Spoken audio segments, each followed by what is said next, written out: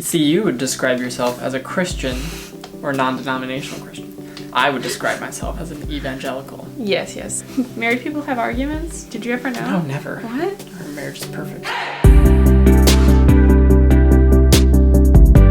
We celebrated our 1-year wedding anniversary, and we thought it would be fun to go through our premarital counseling test booklet. Before we started premarital counseling, we each took a test separately, and it's on various topics, and then this was used throughout our premarital counseling as like the foundation for questions and the counseling. So we're gonna look through it for the first time since premarital counseling. Yeah. And compare and contrast how things have been in comparison to what we apparently expected going into it. The test is by Sembis, which is Save Your Marriage Before It Starts, and they're just the organization that does it. So all the questions and like terminology that they use is like specific to their organization thing. So there's a couple different like segments, and this first one is mindset, and they have 5 categories. Categories of mindset, and so it goes from this side to this side, and it's resolute, rational, romantic, restless, or reluctant, and those are the different mindsets. And both of us were categorized as resolute mindset. A resolute mindset. You are a true believer when it comes to matrimony. In fact, you have the highest marriage motivation of any other category. You are more than twice as likely as your peers to say divorce is not an option. You are marrying for life. You resonate with words like devotion, dedication, and commitment. More than others, you are likely to want to have children at some point too. In fact, only 2% of resolutes say they never want children. Do you still agree with that analysis for us? Yeah. So then the next section is our well-being, and the well-being is your marriage can only be as healthy as the two of you. Exploring your well-being as individuals as well as well-being of your relationship is vital to launching enduring love. And it says here, proof in numbers that I Yes. Andrew's better off than I am. I have a better well-being than you. I scored a 64% and he scored a 73, which both of us would consider failing while we were in college. So how is that really? Well, first of all, we automatically, I guess, both scored slightly low just because we were in the 20 to 22 age range, which apparently increases your chances of divorce and things of that nature. It looks like both of us have a similar thing when it came to self-concept. For both of us, it says, when it comes to your sense of self and your confidence in your abilities, you, vacillate? I don't know this word. To waver in mind, will, or feeling. Hesitate in choice of opinions or courses. Fluctuate. That sounds about right. Oscillate. Okay. So when it comes to your sense of self and your confidence in your abilities, you vacillate, which as we just defined means we waver. At times you feel strong and sure of yourself, but you have just as many times where you feel unstable. Your self-esteem wavers. So that's what we both got, and I'd say that's pretty accurate. Yeah, I'd definitely say that's accurate. Maturity, that was again just a fact that we were 21 years old, so they made a comment about that.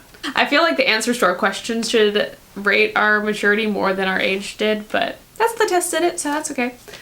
Independence, we had different answers for this one, so I'll read mine and you can read yours. So for me, it says, you report having a moderate degree of unresolved issues with your parents. Maybe we shouldn't share this part.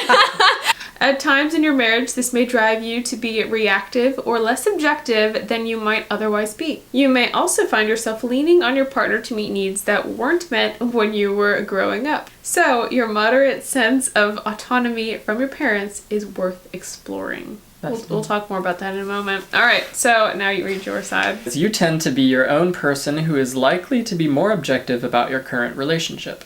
As a result, you report having minimal unresolved issues or pain in relation to your parents. This sense of healthy autonomy will aid you in building a strong alliance in your marriage. Would you say that those are pretty accurate descriptions? What it says on paper versus how we act in our marriage? Yeah, I'd say so.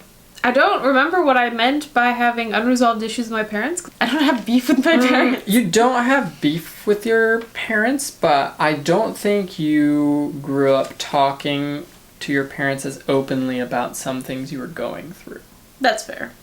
On the other hand, was fairly comfortable talking to my parents about most things. And in some cases, especially toward the end of high school, I was very open and was intentionally open with them, not just like open if they asked, but I would volunteer information. So Yeah, I could see that.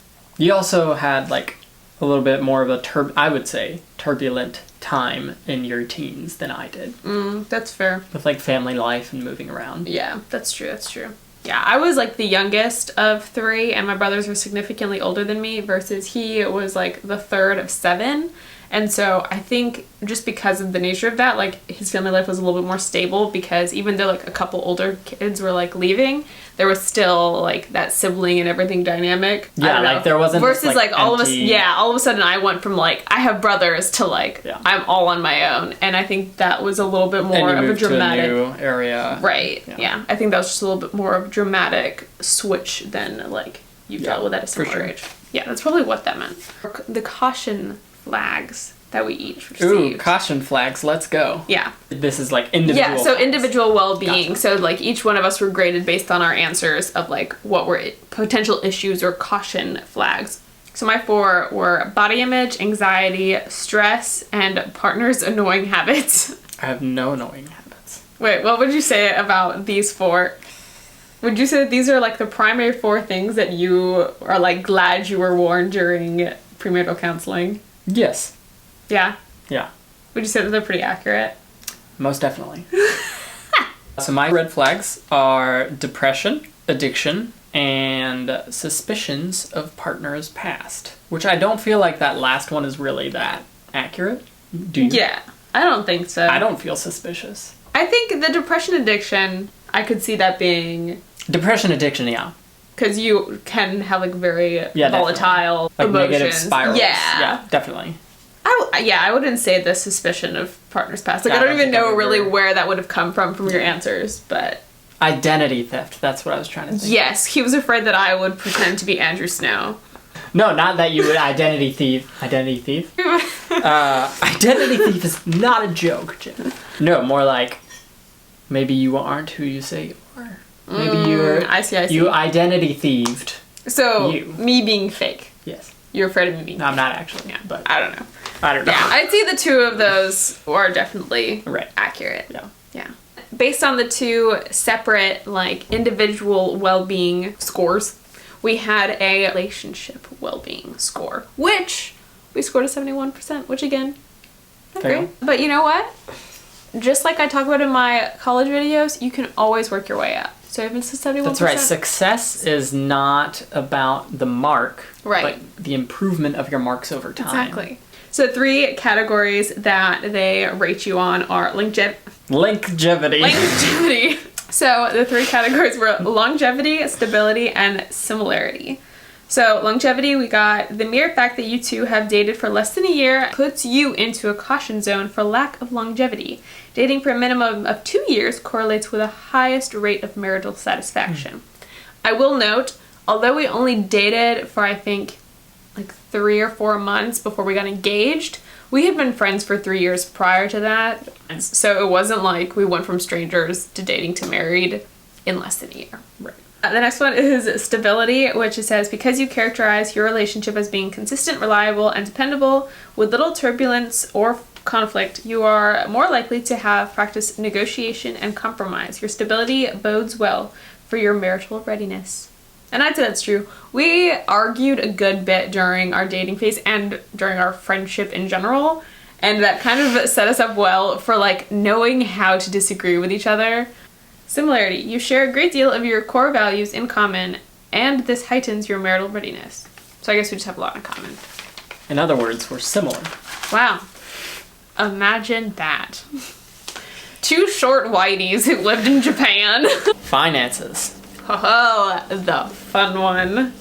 Finances category being Your financial skills, attitude, and history make up an important part of the context you're bringing into marriage. So, our money matrix. I was categorized as the saver, while Andrew was That is- categorized... as the spender. Yeah. I'm not sure if these are the only 2 categories available. Yeah, I have no idea. Yeah. I wouldn't have considered myself a spender, but in relation to you, I'm most definitely a spender because you are a saver like Yeah. no other. We both got You report having no financial debt. Terrific. Which we have to thank our parents for That's that true. because literally we would not be starting. I probably This. would not have attended, like, my entire life would be different. Yeah, Well, we probably would never have met. obvious. If it weren't for my parents, my entire life would be different. Our financial fears, there was 4 options: lack of influence, lack of security, lack of respect, and not realizing dreams, and both of us selected lack of security, which I would still say is quite true. Expectations. Ho ho ho! The big E! This divides kind of like the tasks that you share in your day-to-day life as a married couple. Some people like to divide them up. This is your responsibility, this is my responsibility, more so than others who may lean on the side of, we'll just kind of both, take care of it. So each one of us got to pick who was going to be responsible for each thing. Who is responsible for doing the following? Providing income. We both said both, We both said both. and it still is both. True. Although last year it was mostly her. Actually, it was really all her. I made like no money last year. Not even joking. No money. There like, was I no did not tax get a forms tax with form. his name. Yeah, COVID. Just blame everything on COVID. Now that we're in Canada, you are making money, and I'm making some money, paying bills and handling finances. We both said that Esther would probably be in charge. She's a business major. And given her saver tendencies, it made more sense to me at the time, and still, that your opinion weighs a little bit more. I would rather your opinion weighed a little bit more because that will produce a better outcome for us. Yeah. So I was very comfortable saying you. I will say, I think it's shifted more towards you. I'd say you look at our bank more since moving to Canada. Before, I was frequently on our bank account in the States, but since moving to Canada, I think he keeps track more than I do. Maybe. Yard work. Definitely me. There's no way you're getting anywhere near the possibility of bugs or snakes or anything like that. So Yeah, but we also have never lived in the yard. Yeah, Always that's apartment true. living. Gassing up the car, it doesn't matter. Who cares? Fixing things around the house. You both said me, but I'm not a handy person. I would not describe myself as a handy person. I think we both are equally incompetent. Yeah. If it comes to sewing, that's true. You you I fixed could my fix up jacket. stuff. Yeah, you do fix stuff. I'm trying to think if I've fixed anything. You've changed light bulbs. Wow, very impressive. Laundry, Esther, that's been true. Yeah. I don't mind doing laundry a whole lot, but it's less preferred amongst the house chores for me. Making the bed, Esther, because I never made my bed. I don't always make the bed. Doing the dishes, we said both. I probably do this a little bit more because you really hate it. Until recently. I've been doing it a little bit more recently. Yeah. But in general, because I do laundry and I don't mind doing laundry, I don't like dishes. So he doesn't mind dishes. So it kind of works out that we balance it that way. Cleaning the house, we said both, but this has definitely been more you. Currently, I'm often at the lab. Taking out the trash, both. Yeah. Grocery shopping, both. Yeah. Maintaining ties with friends, maybe neither. I know, with COVID it's so weird. Yeah, we're both trying to maintain ties with friends, but we honestly don't have any local friends right now, so.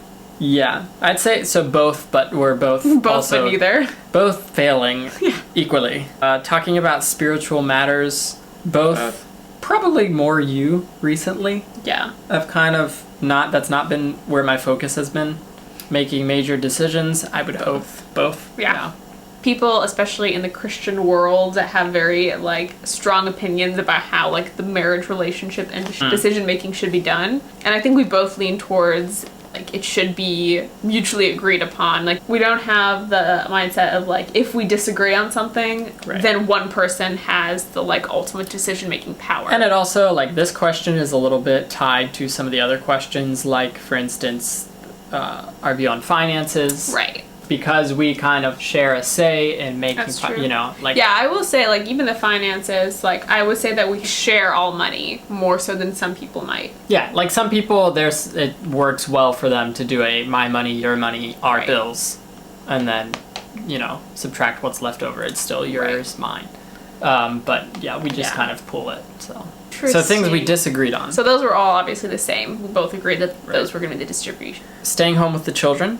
I said probably more her, and you said probably both. And I think what I meant when I was saying that wasn't that we would both be stay-at-home parents.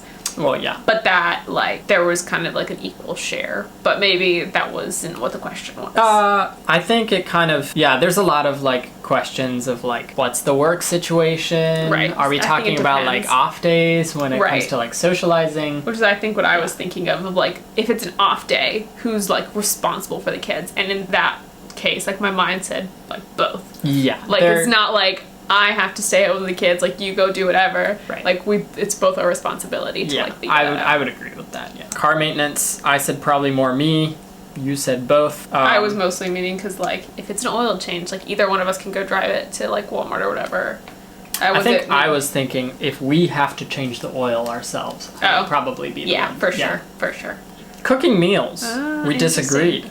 I said probably mostly me. You said probably both of us. And it definitely is mostly you. Yeah. I enjoy cooking. Yeah, I'll make myself a meal here and there, and I'll make, like, granola or something that, like, lasts a little while, but I don't cook really.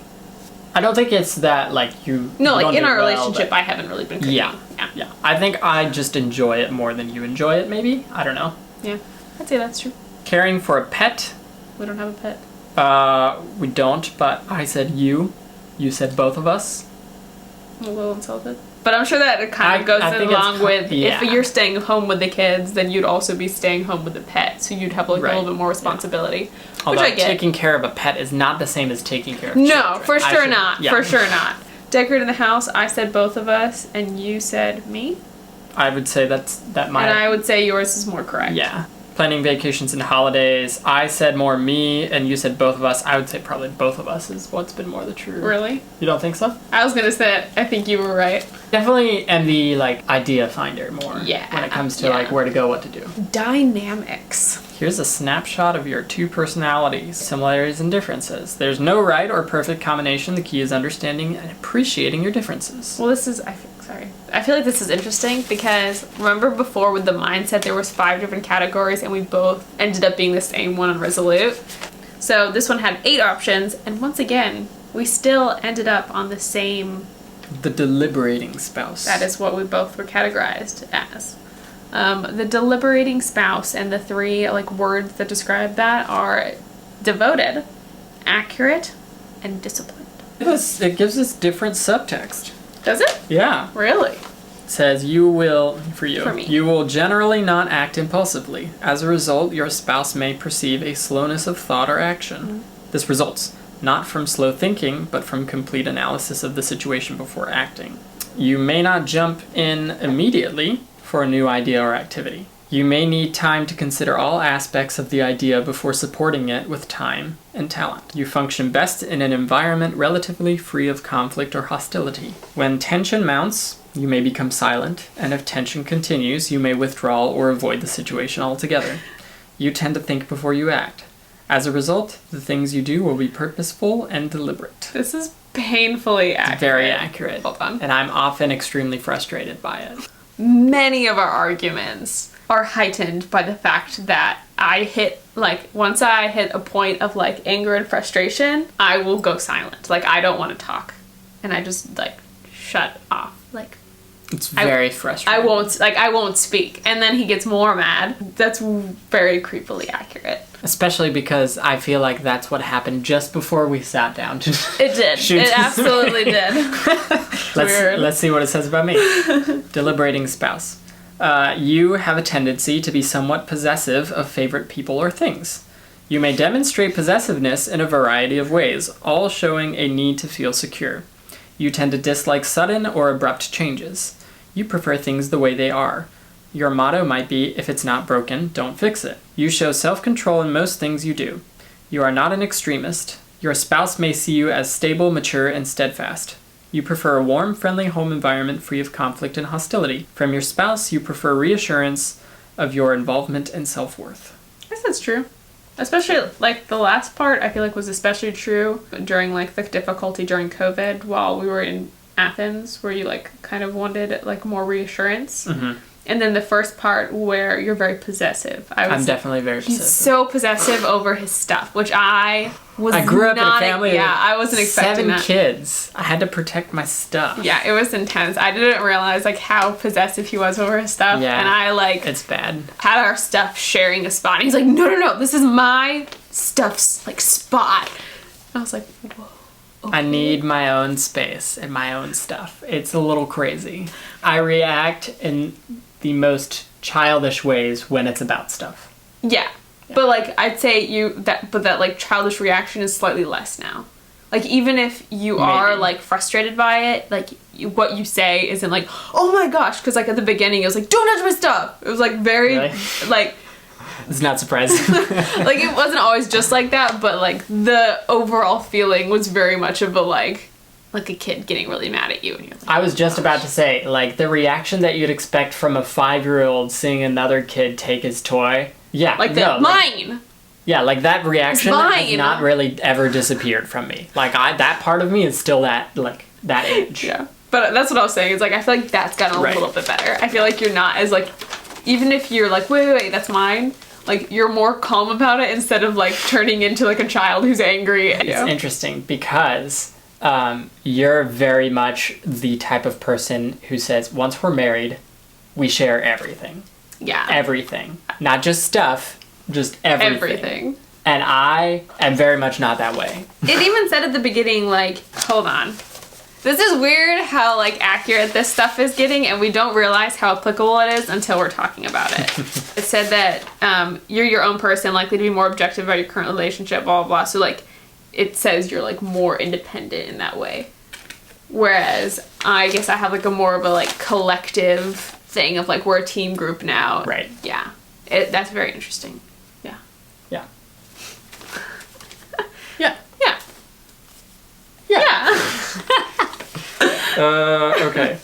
So we have decided to break this up into 2 parts since it is a little bit lengthier than we first intended it to be, but honestly I think this will be kind of a fun video to go through, especially if you are in the premarital counseling stage or if you're also like newly married. It's kind of cool to see what we've learned over the past year and how different things that were talked about in premarital counseling really were things that like stood out to us after being married for a year. So stay tuned because our next part will be out next week.